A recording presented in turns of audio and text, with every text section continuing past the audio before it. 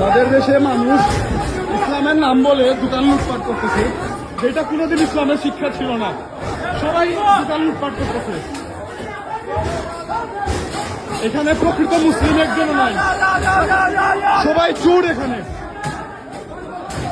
Butter দোকান ভেঙে মানুষ সব পণ্য নিয়ে যেতেছে। হারাম মালি যায় না।